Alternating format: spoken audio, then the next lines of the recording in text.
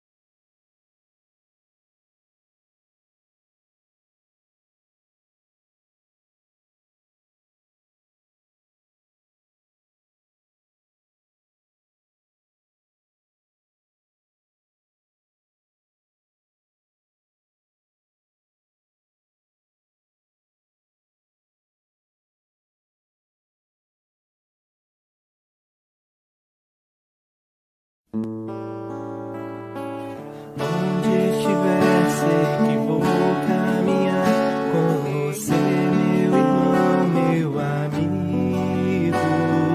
Seja na terra ou nas águas do mar, na pureza do ar, com você, amigo. Onde estiver, sei que vou caminhar com você, meu irmão, meu amigo. Na escuridão sei que a luz vai voltar, sei que o sol vai brilhar em você, amigo.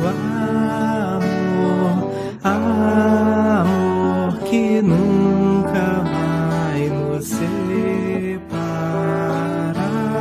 Amor, amor que nunca vai nos separar.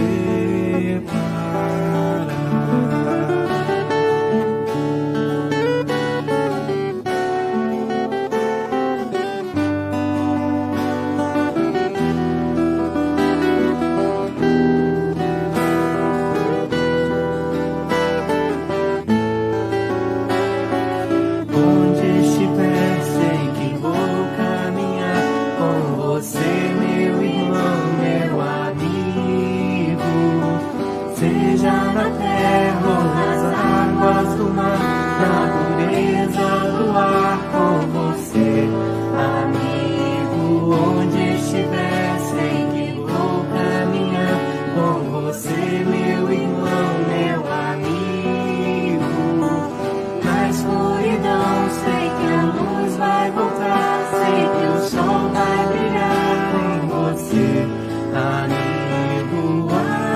Amor, amor que nunca vai nos separar.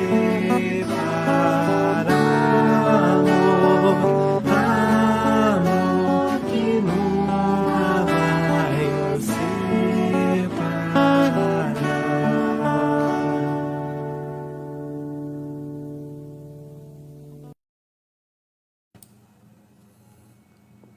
Olá, boa tarde a todos. Sejam todos muito bem-vindos a mais uma palestra online realizada pelo Centro Espírita Amor e Caridade. É com muita satisfação que hoje recebemos nosso irmão Roberto Negrão, que nos falará sobre o tema Deus, dando continuidade aos nossos estudos do livro A Gênese. Antes, porém, do Roberto começar, nós vamos ler uma página, como sempre fazemos, e depois a nossa prece inicial. O livro é o Agenda Cristã, pelo espírito de André Luiz, Francisco Cândido Xavier. A lição é de número 6. E diz assim: em seu benefício, não se agaste com o ignorante. Certamente, não dispõe ele das oportunidades que iluminarão o seu caminho. Evite aborrecimentos com pessoas fanatizadas. permanecem no cárcere do escrovicismo, e merece compaixão como qualquer prisioneiro. Não se perturbe com o malcriado. O irmão intratável tem, na maioria das vezes, o fígado estragado com os nervos doentes. Ampare o companheiro inseguro. Talvez não possua o necessário quando você detém excesso. Não se zangue com o ingrato. Provavelmente é desorientado ou inexperiente. Ajude ao que erra. Seus pés pisam o mesmo chão, e se você tem a possibilidade de corrigir, não tem o direito de censurar. Desculpe o desertor. Ele é fraco e mais tarde voltará à lição. Auxilie o doente.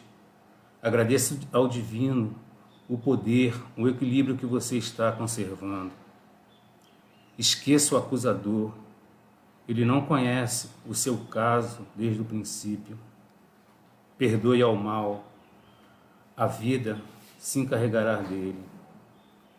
Então, nesse clima de perdão, de desculpa, de auxílio, vamos elevar nossos pensamentos ao alto e agradecer a nosso Deus, a nosso bom Pai, agradecer a nosso Senhor Jesus Cristo, agradecer a Ananias, ao mentor espiritual da nossa casa, ao Centro Espírita Amor e Caridade, a sua falange de benfeitores, por mais esta oportunidade de estarmos reunidos para mais um estudo, para mais uma tarde e noite de estudos. Pedir a Deus e a falange de bons espíritos que abençoe, que ilumine nosso irmão Roberto Negrão, para que ele consiga transmitir sua mensagem da forma mais clara, mais objetiva e mais direta, e que sua mensagem consiga alcançar todos os lares que estão conectados, todos os espíritos que estão conectados também com a nossa transmissão. Pedimos ao Pai que fique ao nosso lado, agora e sempre. E desde já agradecemos por essa permanência, por esse auxílio, e mais essa transmissão, e mais esse estudo. Que assim seja, em nome de Jesus, graças a Deus, Pai. Agora eu vou chamar nosso irmão Roberto. Olá, Roberto. Olá, boa tarde. Boa tarde. Seja muito bem-vindo ao Centro Espírita Amor e Caridade. Desde já queremos te agradecer por sua palestra, por sua dedicação, estar nos oferecendo esse estudo. Eu te desejo uma ótima palestra. Qualquer coisa, estamos aqui. Tá ok? Boa tarde a todos. Que nossas primeiras palavras e pensamentos sejam de agradecimento aos dirigentes espirituais do Amor e Caridade, aos dirigentes espirituais e materiais que nos convidaram para esse estudo, que convidaram para que a gente possa a cada vez mais aprimorar o conhecimento em torno dessa doutrina maravilhosa que nos esclarece, que nos dá o tom da vida. Hoje, vamos falar sobre Deus.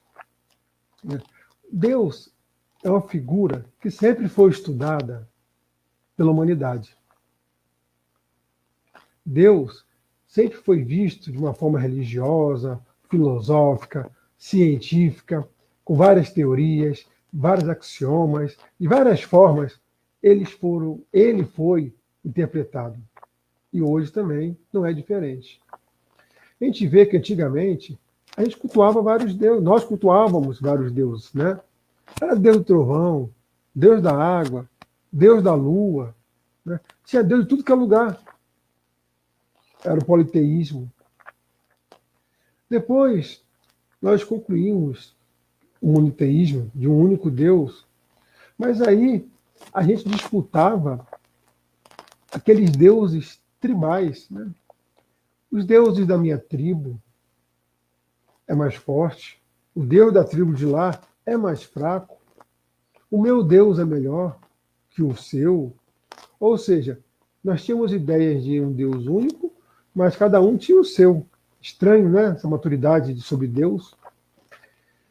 Jesus veio e nos falou sobre Deus, não entendemos muito. A doutrina espírita veio nos esclareceu mais, continuamos sem entender muito, nós vamos ver por quê, mas algumas coisas nós já podemos tirar como conclusão. O estudo hoje não é sobre um Deus religioso, né? Não é sobre um Deus filosófico, é sobre a visão de Deus de uma forma mais científica, porque hoje nós vamos ver Deus de acordo com a Gênese, né? Do Pentateuco kardeciano, que eu fico no capítulo 2 da Gênese. Esse livrozinho aqui, ó, dá para a gente ver aí, né? Isso aqui é diferentezinho porque eles são do CELD, mas é o mesmo a Gênese. A gente vê o seguinte, Kardec, ele começa a definir Deus na Gênese, colocando as considerações sobre a existência de Deus. Ele fala que Deus é o ponto de partida de todas as coisas. A gente sabe que Kardec era bem criterioso nas suas definições. Ponto de partida de tudo que existe. Ou seja, tudo que existe, que a gente conhece, imagina, foi Deus que criou. Tipo aquela música, foi Deus que fez o céu e as estrelas? Mais ou menos assim. Então, ponto. Ele fala o seguinte, a gente pode calcular as coisas da seguinte forma. Eu vejo uma causa e dela eu observo o efeito que causou isso. Vou dar um exemplo. Os planetas. Tem planetas que nós sabemos que existe antes de poder vê-lo. Por quê? Porque a gente observa a força gravitacional, a gente observa o rastro luminoso que ele deixa, mas às vezes a posição que se encontra no sistema solar não nos deixa enxergá-lo. Mas quando se alinha de uma forma que dá uma visão direta sobre os seus, né, sobre a reflexão das suas luzes, ou dá para estudar a sua força gravitacional, de acordo com a rotação dos planetas, a gente começa a ver que ali existe um corpo celeste, que provavelmente seja um planeta. Então a gente vê a causa, são os efeitos, força gravitacional, luz, e já imagina que ali tem um planeta. E logo depois a gente observa ele, tendo isso, a gente observa os efeitos. Não é verdade? Então vamos lá, para não confundir. Então eu olho todas as coisas que acontecem, e essas coisas têm uma causa. Quem causou isso? Kardec partiu daí. Então, se a gente tem efeitos de diversas formas, a gente pode analisar quem executou esse efeito. Porque o nada não existe. Nada surge do nada. Algo aconteceu para que aquele efeito existisse. E nem sempre, como eu falei, é necessário que a gente enxergue ou que a gente veja para perceber que algo causou. Por exemplo, eu não vejo o vento, mas quando eu ando, eu começo a perceber o vento batendo nos meus braços, então eu sei que ele existe, por outro sentido, mas eu não estou enxergando. Estou falando assim de uma forma grosseira, ainda da forma material, para que a gente possa adentrar mais a fundo no estudo. Então, a gente observa o Sol. Uma pessoa cega de nascença. Nunca enxergou o Sol, mas consegue sentir que ele existe. Porque sente o calor dele gerado. As pessoas narram os efeitos causados. Então, a gente consegue ver, não precisa ver para tirar conclusões. E foi isso que Kardec fez. Só que ele foi mais fundo. Ele observou o seguinte, se o efeito é inteligente, deve ter uma causa inteligente. Como com uma causa sem inteligência pode gerar um efeito inteligente? Não tem lógica isso. Então, essa conclusão também é um fato. Se o efeito é inteligente, deve ter uma causa inteligente. Nós olhamos um celular, um avião, por exemplo, e olha lá, quem criou? Foi um cachorro? Vai falar, impossível. Ah, ele apareceu sozinho? Impossível. Alguém o criou. Nós sabemos que o homem desenvolveu o avião. Desenvolveu o projeto do celular que a gente utiliza, as ferramentas tecnológicas que hoje estamos podendo nos comunicar à distância. Então, a gente vê que o homem, através da sua inteligência, criou o avião, criou o celular. Então, uma causa inteligente criou um efeito inteligente.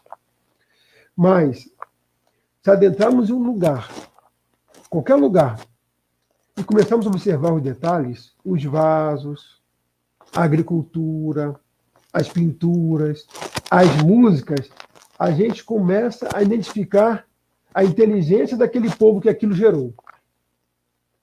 Se tem uma cultura avançada, se é avançado na matemática, ou se não tem cultura nenhuma, é totalmente arcaica. Então, pelo seu derredor, você consegue analisar esse detalhe bem simples. Agora, vamos observar uma coisa muito interessante. Deu para entender já os efeitos e causa. Vamos observar o planeta que nós moramos. Os simples detalhes que nós nem notamos que acontecem.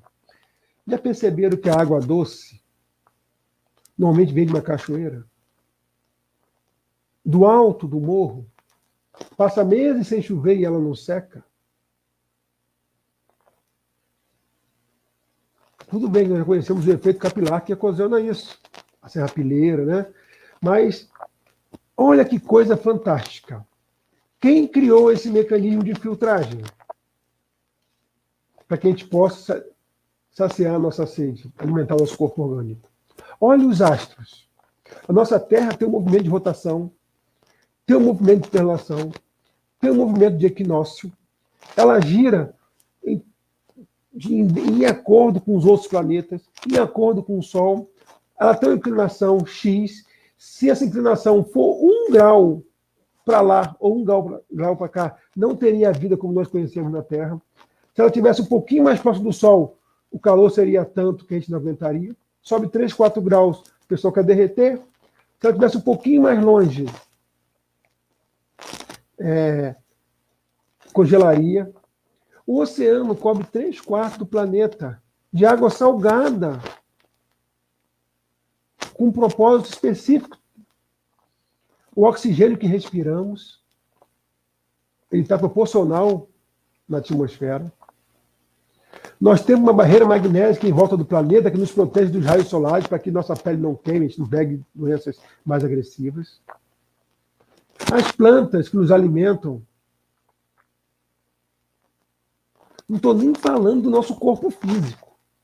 Estou falando do nosso planeta. Quem criou isso tudo? Com certeza não foi o homem aqui da Terra. Pode ter sido um homem de outro planeta? Até pode. Né? Mas, com certeza, foi um ser mais inteligente do que nós. Olhando ao derredor, ninguém aqui criou. Isso é um fato que a gente não pode contestar. Alguém criou o planeta. Algo criou esse planeta. Senão a gente iria admitir um efeito sem causa. E nós já vimos que isso não dá para fazer. Aí as pessoas, como oposição, o que eu estou falando aqui, gente, está lá na Gênesis, tá? Pode pegar com as minhas palavras, mas essa é só a definição de Kardec. A oposição fala o seguinte: mas tudo isso que você falou aí, Roberto, são leis da natureza. São a lei de atração, de repulsão, a lei centrífuga e a lei centrípeta, que atuam automaticamente. A natureza, ela é automática. Aí a gente fala, tudo bem, mas foi o homem que criou essas leis? Foi o homem que programou para que tudo isso acontecesse da maior perfeição possível, sem um erro? Não foi o homem. Então, continuamos com esse efeito e causa. Quando a gente vê um relógio, como é melhor? Kardec dá um exemplo de relógio, vou dar de computador, que está mais na atualidade, né? Naquela época não tinha computador. Eu vejo o computador. Alguém pode falar assim, que computador inteligente? Rapaz, mas que computador? Tem uma inteligência danada. A gente não fala assim. A gente fala, a pessoa que criou, o engenheiro, a empresa que criou, através dos homens, são muito inteligentes. Porque eles têm a capacidade de criar esse mecanismo, que programado faz o que eles querem. Fica à disposição para o nosso recurso. A gente aprende a utilizá-lo. Porque ele foi uma criação. A gente viu o efeito do computador, mas a causa Foram os homens que fizeram. Então, eles poderiam ver a Terra e falar assim, poxa, que terra inteligente, que leis inteligentes. As leis não são inteligentes, elas são automáticas. Mas alguém as programou. Algo faz funcionar na maior perfeição. Vamos chegar lá, vamos adentrar mais a fundo um pouquinho, tá? Então, por evidências materiais, nós temos a existência de Deus. Por isso que eu falei aí, Kardec definiu que existe Deus. Existe. Se é um, se é dois, se é três, então vamos ver depois. Mas existe um Deus. Porque se o homem não criou, algo criou. Isso nós temos certeza. Ponto. Aí Kardec passa para a segunda parte lá, que ele fala a natureza divina, que ele chama. Que, na verdade, são os atributos, que são 8. Nas suas definições, lá nas revistas espíritas também, tem algumas comunicações que vão acercando essas definições que ele colocou. Ele fala o seguinte: não é dada ao homem sondar a natureza íntima de Deus. Por que eu fiz aquele resumozinho no começo, lembram? Rapidinho, para a gente não demorar muito. Que a gente era politeísta. Por que eu falei isso? Porque, na verdade, nós estamos vindo amadurecendo enquanto espíritos, e quanto mais nós amadurecemos, mais nós vamos percebendo Deus, entendendo Deus. Então, nós éramos mais primitivos, entendíamos menos. Tínhamos menos ciência. Hoje entendemos Deus melhor. Ou temos recursos para compreendê-lo melhor. Porque mas ele fala que os nossos sentidos materiais ainda não percebem Deus. Porque os sentidos materiais percebem coisas materiais. Vamos ver mais na frente. Então nós sabemos que existe um Deus e alguns atributos são necessários para que esse Deus exista. Só é concebível uma existência de Deus com esses 8 detalhes. Um é suprema e soberana inteligência. Suprema e soberana inteligência. Esse Deus tem que ser, ou seja, o máximo. E tem que ser de soberania de inteligência. Não, o homem não pode compreender tudo, pois nós temos inteligência limitada. Nossa inteligência é limitada. A gente não alcança tudo, porque não sabemos tudo. Já Deus tem que ter inteligência infinita. O que é infinita? Vai até o ponto que nós não conhecemos. E ela vai embora. Porque se ela fosse limitada, se Deus tivesse inteligência limitada, nós conceberíamos ou daríamos oportunidade de existir um Deus com inteligência maior que a dele.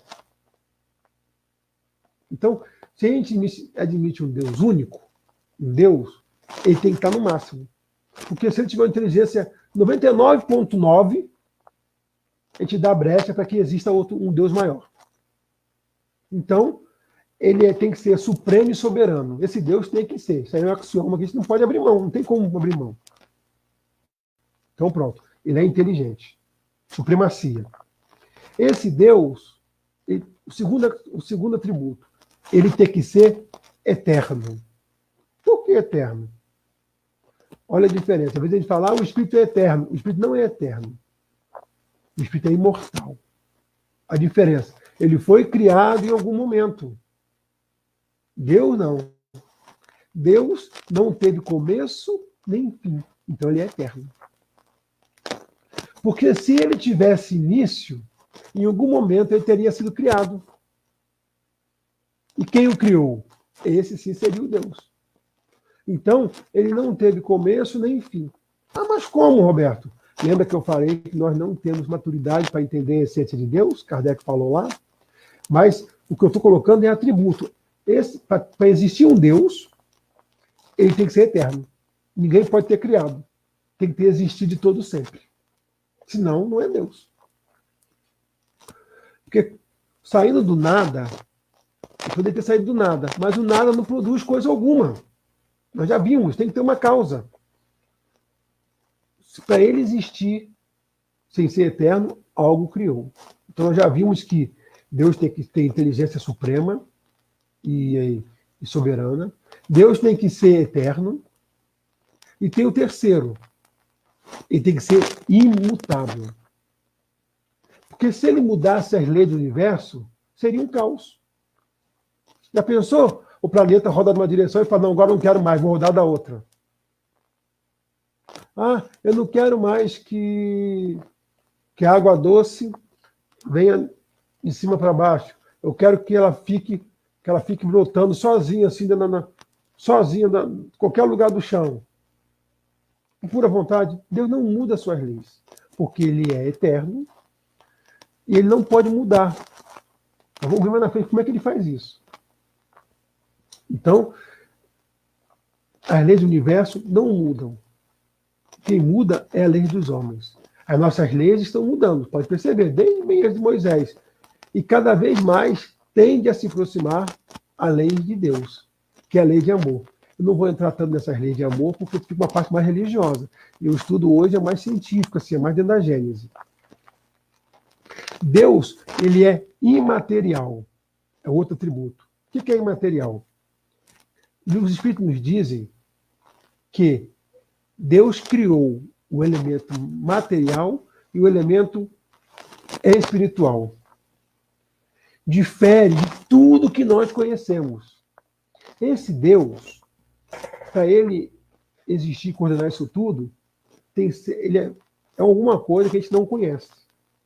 A gente não tem noção da Constituição. Porque... Só um minutinho. Ele mudaria toda a matéria. Porque se Deus fosse material, ele estaria sujeito à lei de evolução. Tudo na matéria evolui. Lembra disso? Desde o átomo até o arcanjo. Então, se tudo evolui, e se esse Deus fosse material, ele estaria evoluindo. E se ele estivesse evoluindo, a gente conceberia um Deus maior sempre. Poderia ter alguém maior. Então, Deus já é imaterial, ele não pode ser de matéria. Nós falamos assim, o olho de Deus, a boca de Deus, porque nós não temos como compará-lo a nada. A gente não conhece a essência de Deus. Então a gente compara a quem? A nós. Então a gente fala a boca de Deus. A gente fala que é um Senhor barbudo, que é sinal de inteligência, de sabedoria. Sentado num trono, que a gente compara com um rei. Está no céu, porque a gente fala que quando desencarnar ou morrer, como falam, a gente estaria no céu.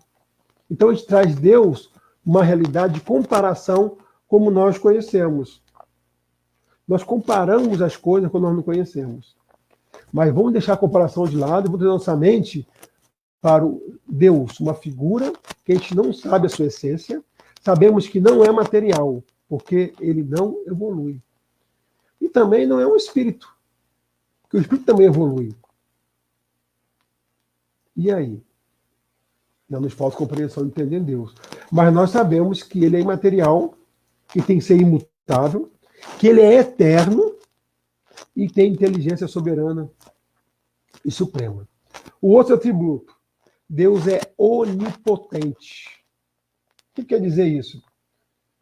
Se ele não tivesse poder absoluto sobre as coisas, outro teria também. Então esse Deus tem que ter poder absoluto. O que ele fez e criou é absoluto. É um fato. Acontece. E nenhum outro é maior que isso. O maior poder de criação é dele. Nós também somos co-criadores. Jesus falou para a gente assim, ó, vós sois deuses. Poderão fazer tudo que eu faço e ainda mais. Ele nunca falou que ele poderia fazer tudo que Deus faz. Tudo que ele faz. Um pouquinho mais. Mas não sobre as coisas de Deus. Então nós somos, sim, co-criadores, porque nós co-criamos em cima da criação de Deus. Ele cria o elemento material, o elemento espiritual, e a gente co-cria em volta disso. O sexto atributo de Deus, São 8. O sexto.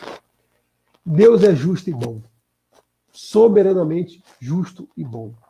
Por quê?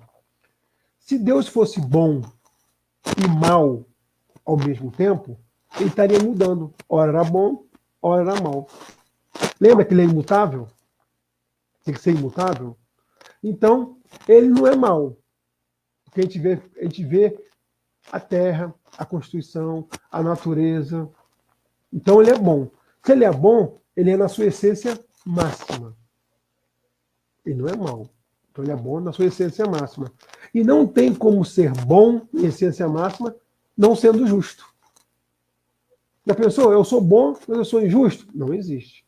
Então, se a gente concluiu que ele é bom na sua extremidade, ele também é justo na sua extremidade.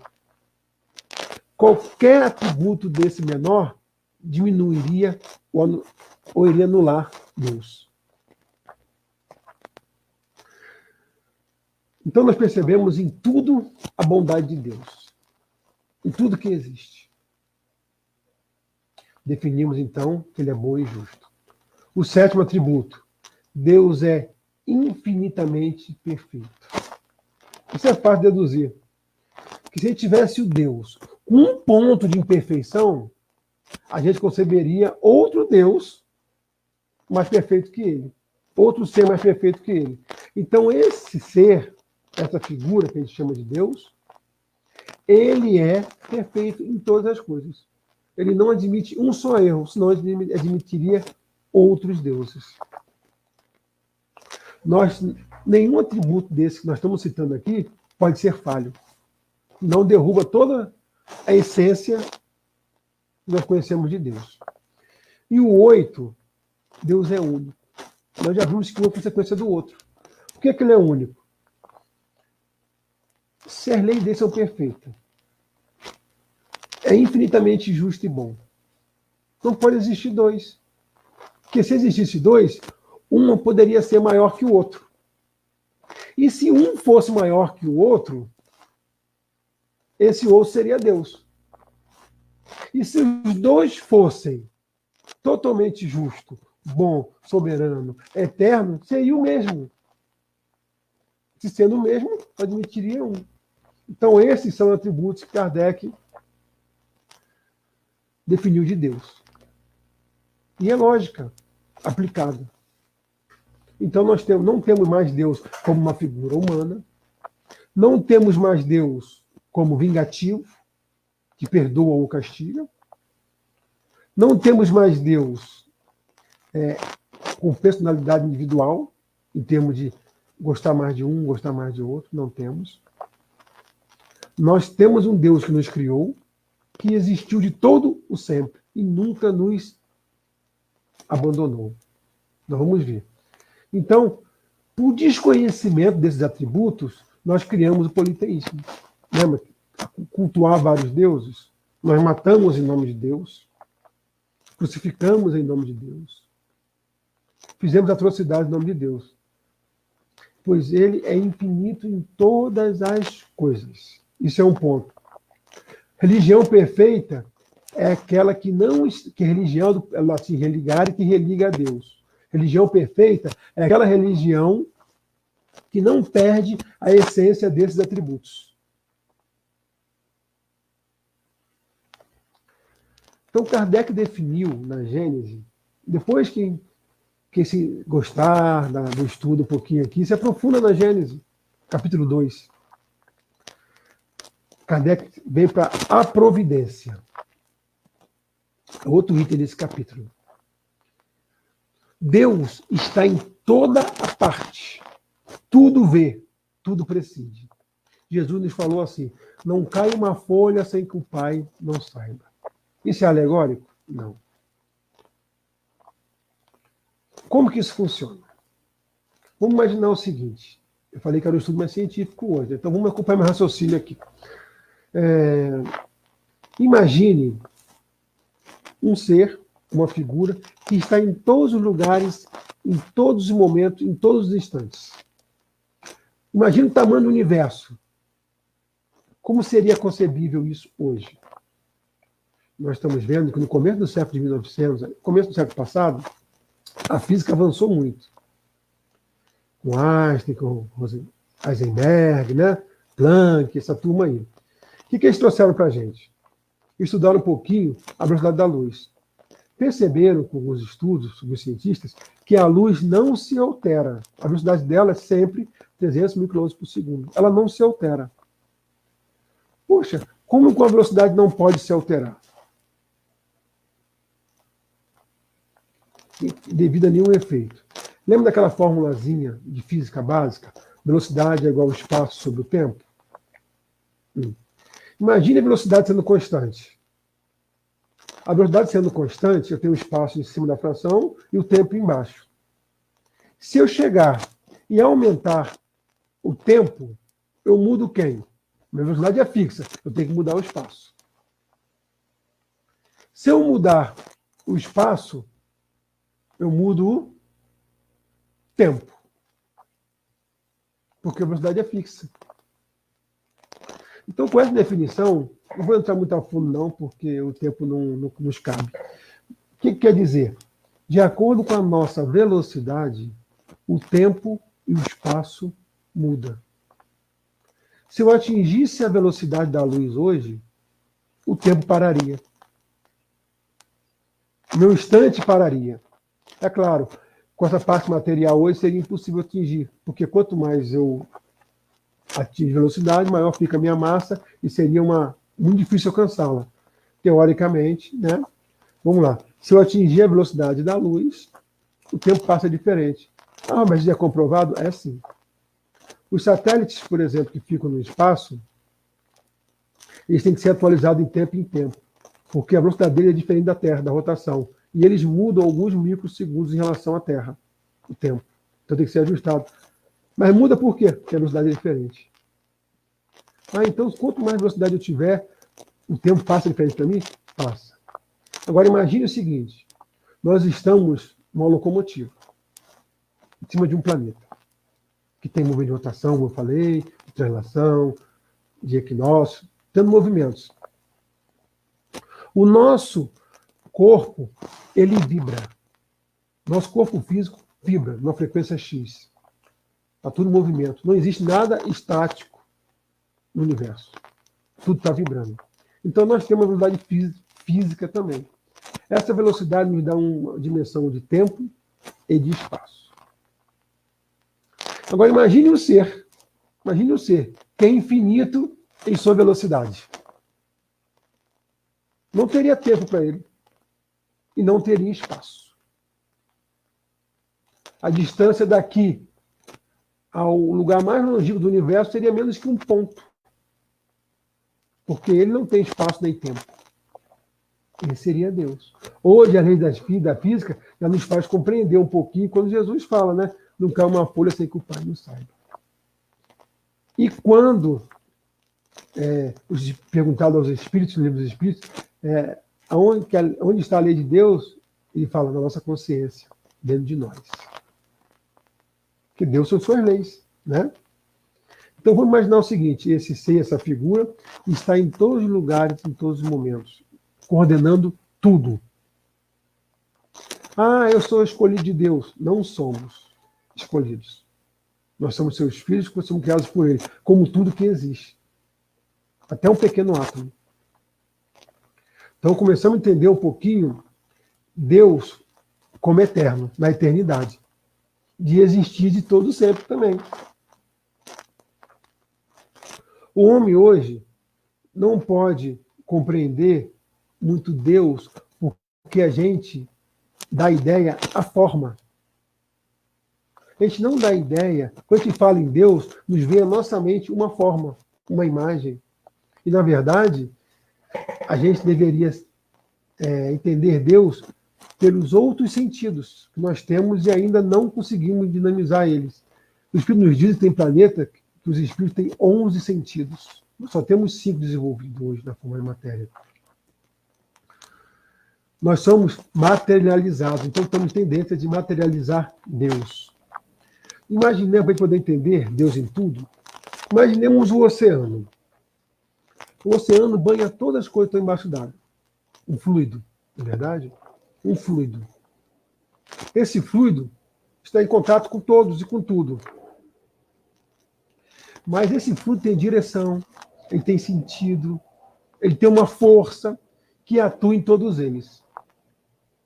Deus, ele criou o elemento espiritual, mas ele criou o elemento material. Esse elemento material deriva de uma coisa chamada fluido cósmico universal. Isso é a definição espírita. Não, a física define como campo, define como éter, né?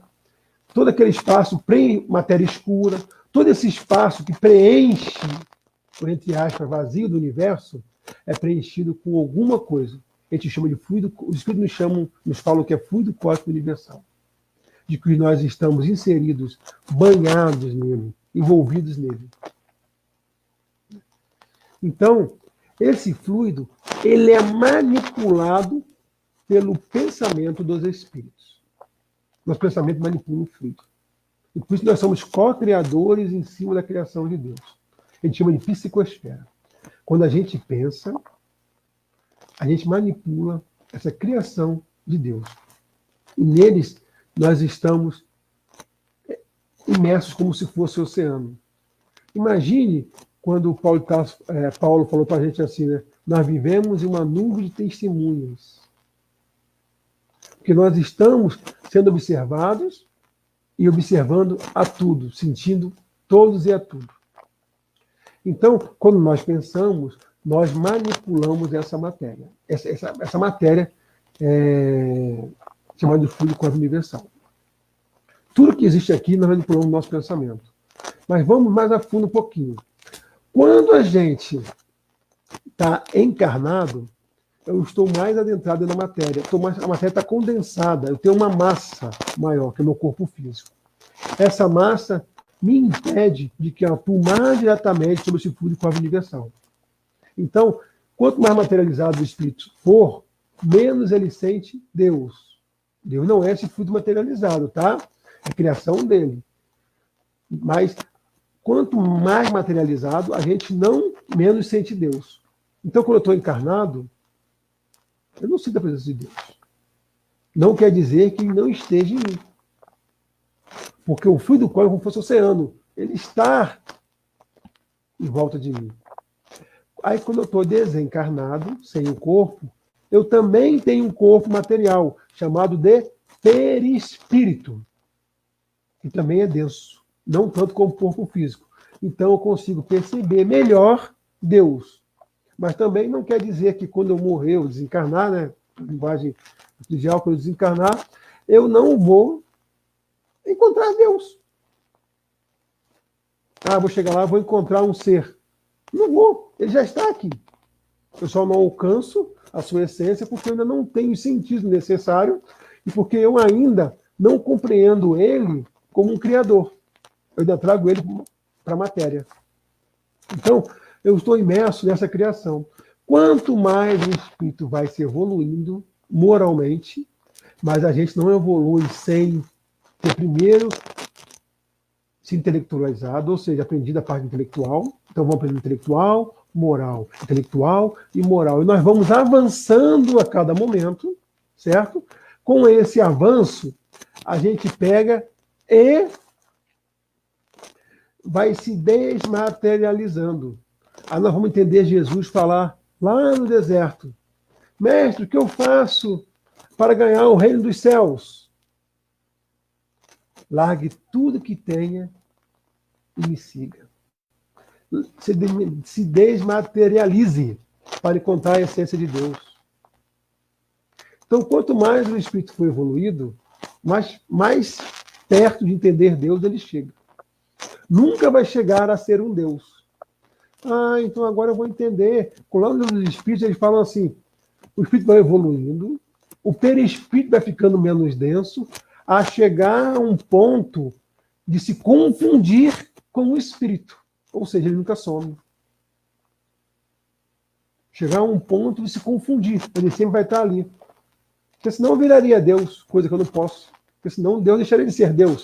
Está lá no atributo. Como é que as coisas se encaixam? Então, nós estamos imersos na psicosfera dos nossos pensamentos. Nós co-criamos. Tudo isso está existindo. A pandemia nós criamos? Sim. Nós ajudamos a criar os nossos pensamentos. Sim. O mundo precisa disso. E tem espíritos que têm maior manipulação desse fluido, que é menos materializado, que ajuda nessa estrutura toda. Sobre ordem de outros espíritos mais elevados e mais elevados, porque cada um vai entendendo melhor Deus, esse Criador. Aí fala assim, espíritos mais elevados recebem ordem direta de Deus. Podemos falar que sim, porque se ele entende melhor, ele entende o que Deus quer, como figura de Criador. Se o espírito souber explicar a essência de Deus, ele está equivocado, hoje, para a gente, que nós não vamos conseguir entender. Então, a gente vê que tudo está interligado. Esse elemento material criado por Deus, com o fluido corpo universal, nos banha, encarnados e desencarnados, porque não existe dois mundos. O mundo espiritual e o mundo material. Isso é didático. O que existe é um único mundo. O mundo criado por Deus. Nós interagimos com os que já foram e os que estão aqui. Porque tudo é uma coisa só. Porque o veículo do pensamento é o magnetismo. Manipula isso aí tudo. As sensações e as percepções do espírito é que dão a gente entender, é que dão consequência para a gente entender esses fluidos. Os espíritos superiores, eles têm um dom da ambiguidade. Basta um pensamento para se manifestar na sua presença. Lembra que eu falei da velocidade lá? Imagine o seguinte. Nós conhecemos 4 forças hoje. A força forte, a força fraca, que atua no interior do núcleo do átomo, a força gravitacional, que já conhecemos, e a força magnética. São as 4 forças que nós conhecemos hoje na nossa pequena física. Mas existe uma força diferente que estão chegando à conclusão agora, nesse século, chamada de força consciencial. Porque é uma força, ou força do pensamento, que ela tem uma velocidade infinita. Como assim? Os elétrons saltam de uma órbita para outra, desaparecendo e aparecendo em outra órbita. Sem tempo e sem espaço.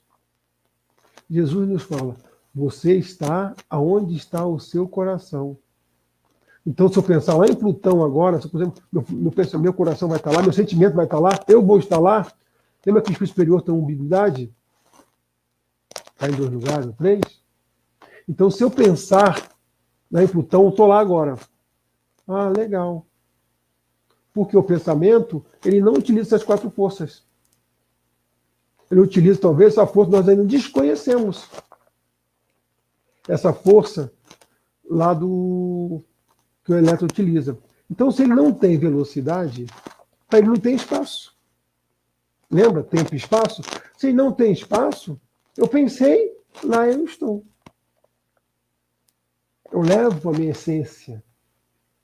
Porque nós não conhecemos nem a essência de quem somos. Nós não somos esse corpo físico, nós somos espíritos. Um potencial fantástico. Nós ainda não conhecemos. Então, Deus, ele manifesta a sua presença em todos os lugares, em todos os instantes. Por ter uma velocidade infinita. Ele tudo é o máximo. Quanto mais elevado o espírito, mais ele manipula esses fluidos. Mais ele manipula seu pensamento. Mais ele envolve a todos. O pensamento do espírito encarnado, ele é circunscrito em tempo e espaço.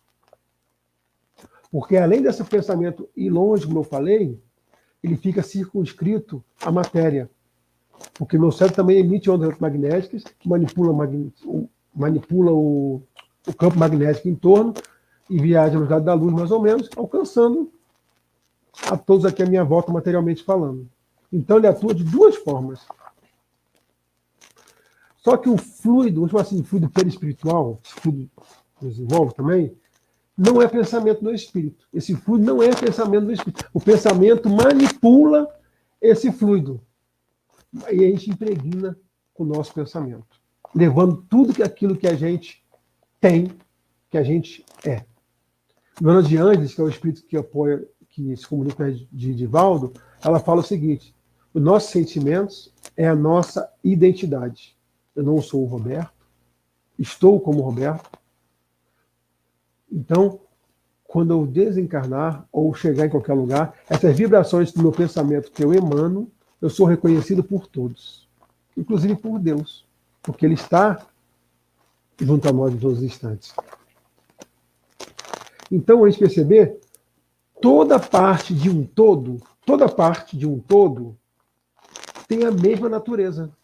Se eu pegar uma pedra de ouro e tirar um pedacinho dela, aquele pedacinho vai ter a mesma propriedade de todo o ouro.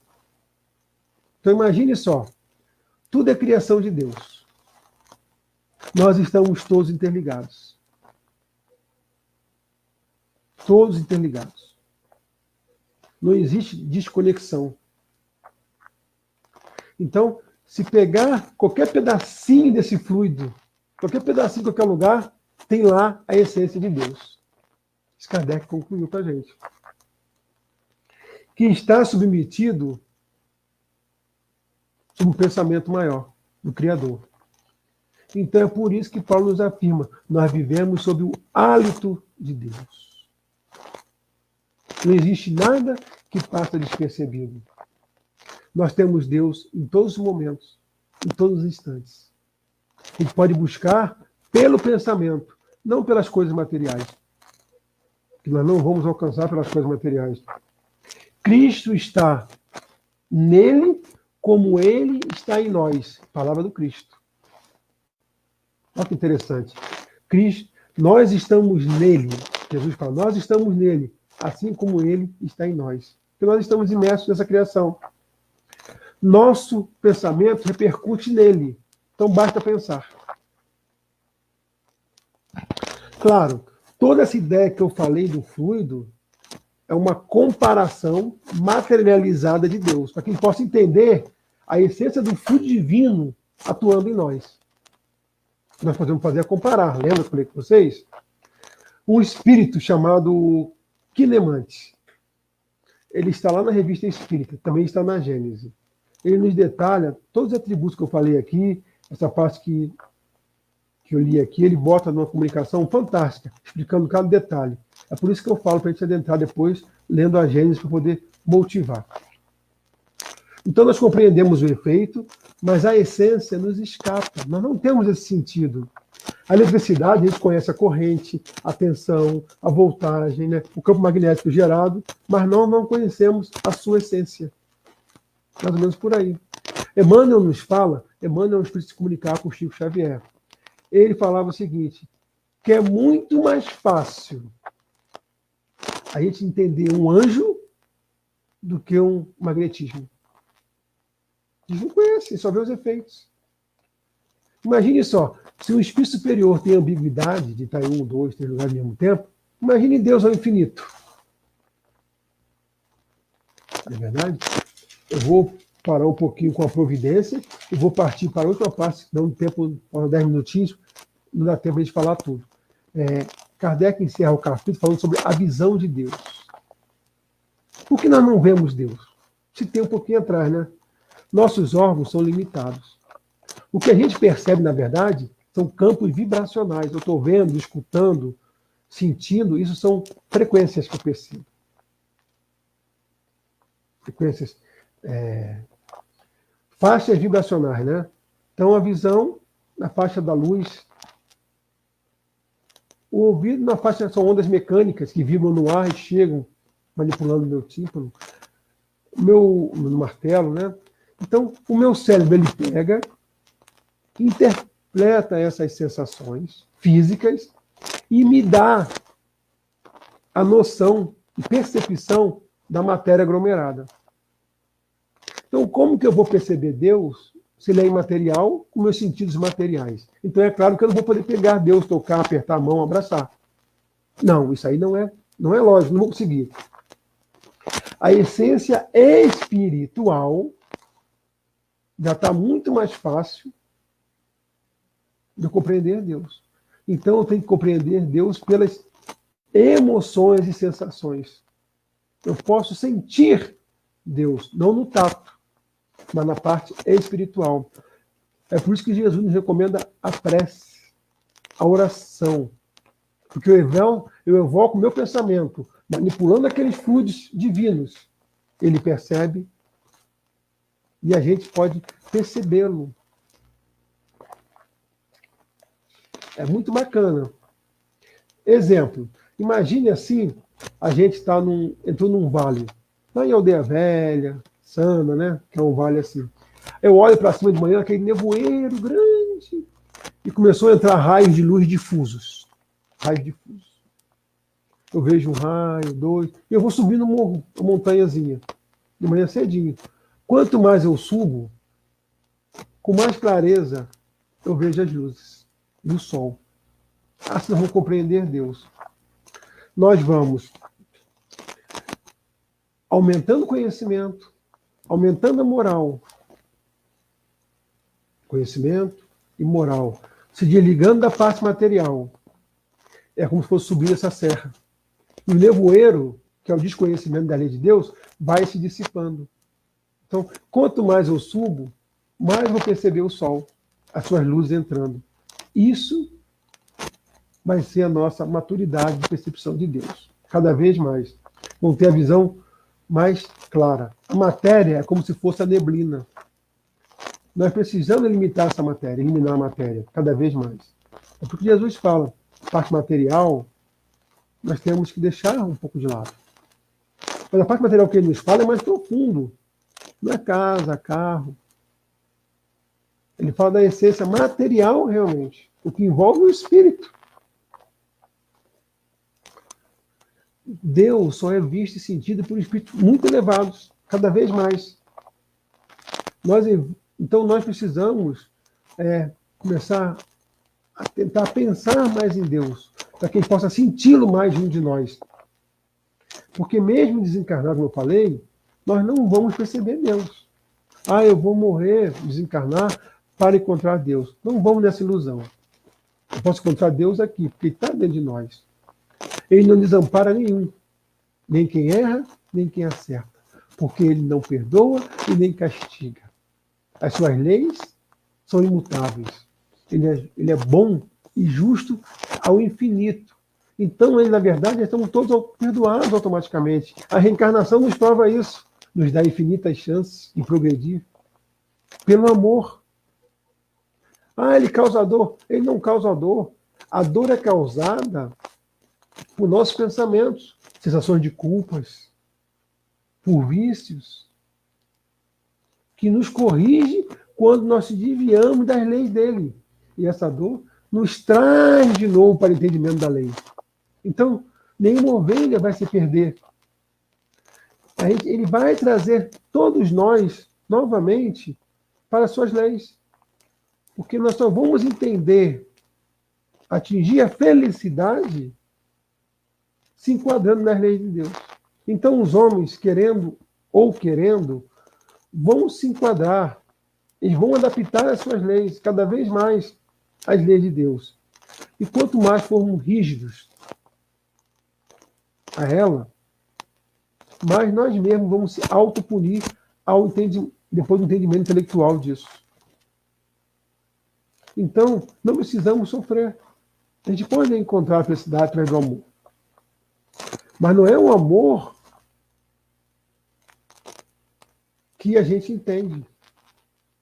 André Luiz, ao desencarnar, passou algum tempozinho no umbral, lembra? Lá no nosso lar, ele conta. Quando ele foi socorrido, está lá no capítulo O Alimento do Espírito é o Amor, ele chega lá e pergunta logo ao orientador, aonde que fica o restaurante? O orientador fala, André,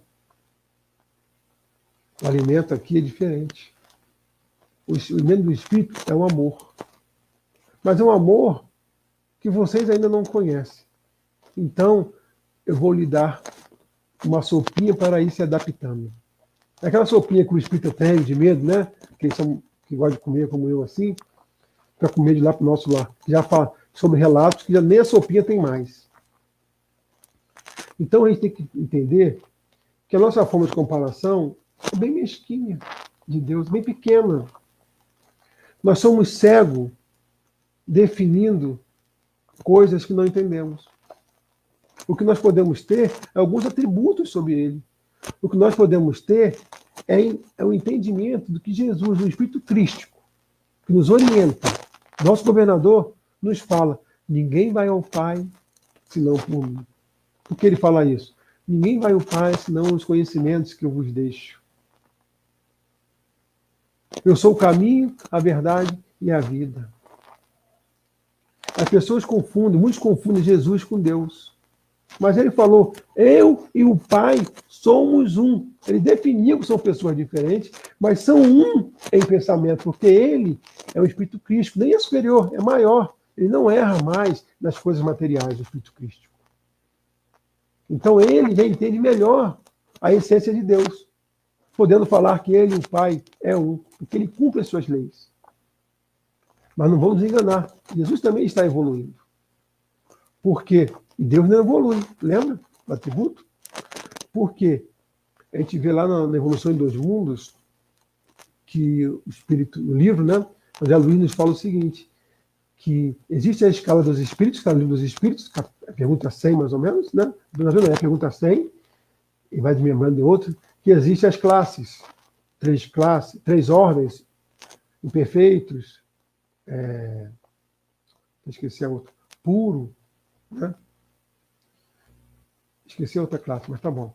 O que acontece? O Espírito, Jesus não é um Espírito superior, é um Espírito crístico, que não herda as coisas materiais. E André Luiz afirma que existe uma escala de evolução para espíritos crísticos, que nós não conhecemos ainda. Não é nos dado saber. Quantas coisas na Gênesis nós vamos ver assim, não é nos dado saber. Sobre Galileu fala, né? Sobre isso eu não posso devagar. Eu não sei. Então, nós estamos todos evoluindo. Agora, o bom de saber é que Deus não desamparou ninguém. É bom de saber que Deus está em todos nós. É bom de saber, estudar Deus mais cientificamente, que vamos entender mais logicamente esse Criador, esse Pai de amor, esse Pai de bondade, esse Pai de conhecimento, que nos criou para sermos felizes. Nos criou para viver, nós estamos juntos aqui, para entender a irmandade. Entender que é servindo que enquadramos em suas leis. E se ele é eterno, nós somos imortais. Fomos criados, mas existiremos a todo sempre. Daqui a pouco nós vamos entender melhor Deus. Faça uma prece, aquela prece envolvente, né? Que Deus possa sentir Deus. Como é bom. É como entrar no escafandro e sentir cada vez Ele. Então, gente, nosso horário está terminando. Que fique aí essas palavras, que a gente possa cada vez mais entender um pouquinho sobre Deus e ficar assim, essa essência de cada vez mais procurar, buscar, entender, mas na compreensão, por mais que nós se aprofundamos, vamos ficar sempre na periferia por enquanto, porque nós somos muito materializados. Graças a Deus. Graças a Deus. Muito obrigado, Roberto, pela explanação, pelo esclarecimento, pelo seu estudo.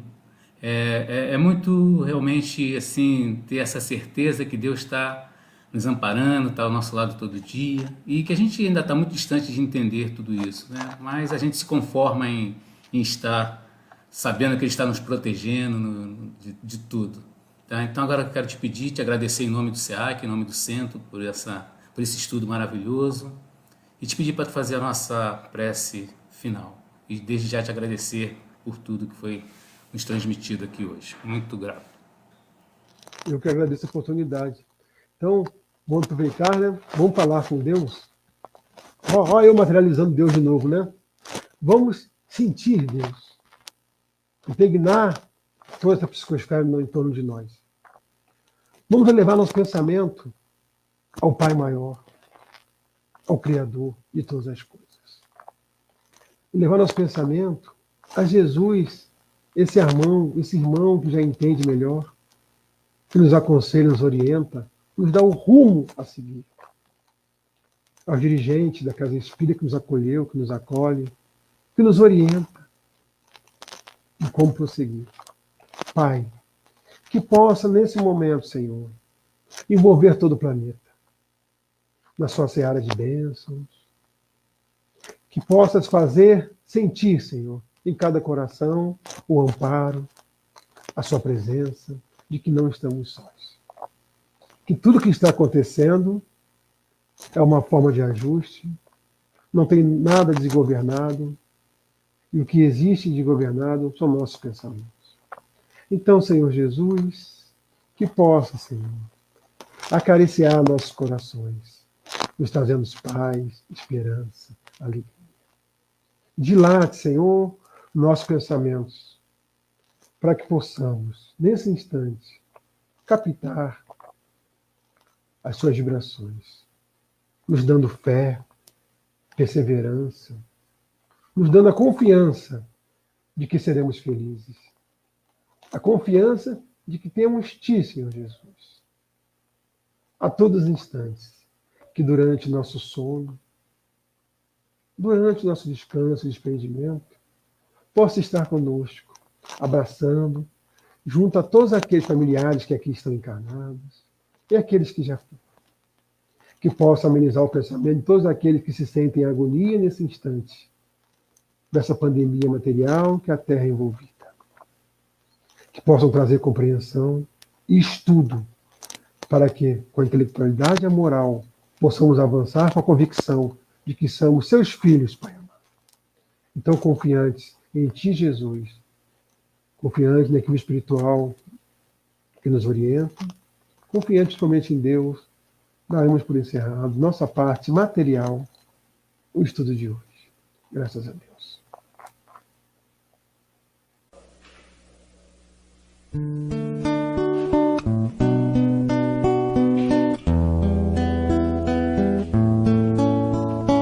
Belo pra mim é criança brincar, é ouvir mil canções numa concha de mar, é chuva caindo